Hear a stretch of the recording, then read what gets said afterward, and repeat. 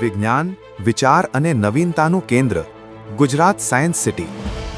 રાષ્ટ્રીય ગણિત દિવસ 2025ની ઉજવણીના ભાગરૂપે ગુજરાત સાયન્સ સિટી ખાતે 3 દિવસીય રાષ્ટ્રીય ગણિત મહોત્સવનું ભવ્ય આયોજન કરવામાં આવ્યું. આ મહોત્સવે ગણિતને માત્ર વિષય તરીકે નહીં, પરંતુ આનંદ, અનુભવ અને સર્જનાત્મકતા તરીકે રજૂ કર્યું. ભારતના 22થી વધુ રાજ્યોમાંથી આવેલા 5000થી વધુ વિદ્યાર્થીઓ અને શિક્ષકોએ આ મહોત્સવમાં ઉત્સાહપૂર્વક ભાગ લીધો. વિવિધ સંસ્કૃતિઓ, ભાષાઓ અને વિચારધારાઓ વચ્ચે ગણિત એક સાંઝો માધ્યમ બનીને સૌને જોડતું રહ્યું. આ મહોત્સવમાં વિદ્યાર્થીઓએ ગણિત આધારિત રમતો, પઝલ્સ, મોડલ્સ, પ્રયોગો અને ઇન્ટરેક્ટિવ પ્રવૃત્તિઓ દ્વારા શીખવાનો અનુભવ કર્યો. અમે અમારી પાઠશાળામાં વૈદિક ગણિતનો અભ્યાસ કરીએ છીએ. વૈદિક ગણિતની અંદર ગુણાકાર આવતા હોય છે. વૈદિક ગણિત એકદમ સરળ વિષય છે. આ જે રૂપ ગુણન પદ્ધતિ છે, તો આ રૂપ ગુણન પદ્ધતિનું એક આ ઉદાહરણ આપ્યું છે. આમાં 15 ગુણ્યા 5, તો એ જે છે ને, તો એમાં આપણે પહેલા 5 સાથે 5 નો ગુણાકાર કરવાનો. 5 5 25 થશે તો 25 લખી દેવાના. પછી 5 1 5 થશે તો આ જો એકમ અને દશક, તો દશકનું સ્થાન છે ને, તો અહીંયા દશકમાં જ આપણે લખશું અને એકમનું સ્થાન ખાલી રહી જશે, ત્યાં શૂન્ય મૂકવાનું નથી. તો પછી આપણે હવે આ સંખ્યા જે આવી એનો સરવાળો કરી દઈશું. 5 ને 5 અને 5 ને 2 7, તો 75 એનું ગુણનફળ છે. ગુણનફળ એટલે કે એનો જવાબ 75 આવી ગયો. અહીં ગણિત કઠિન નહીં, પરંતુ રસપ્રદ, સરળ અને જીવન સાથે જોડાયેલું બન્યું.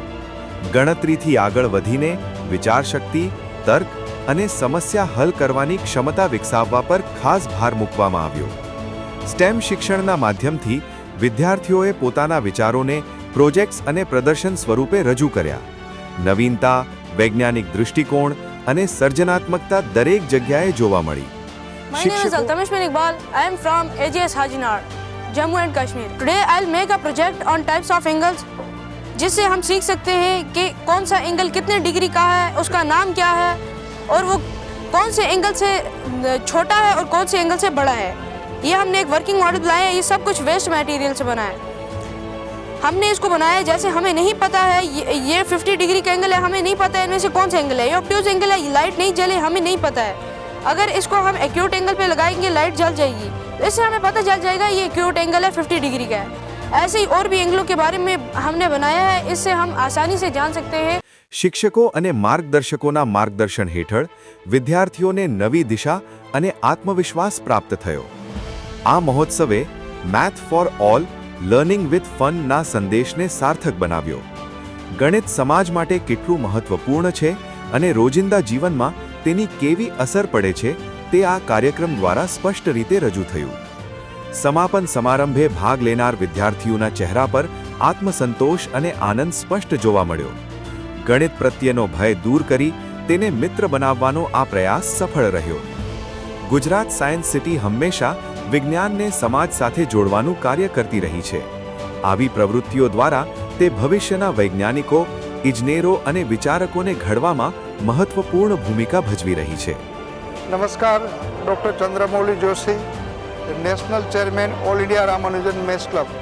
આજે બહુ જ ખુશીનો દિવસ છે કે ભારતના 21 રાજ્યોમાંથી આ 256 વિદ્યાર્થીઓ, ટીચરો, પ્રિન્સિપાલ, એક્સપર્ટ બધા જ આવ્યા છે અને 19મો રાષ્ટ્રીય ગણિત મહોત્સવ શાનદાર રીતે ઉજવાઈ રહ્યો છે.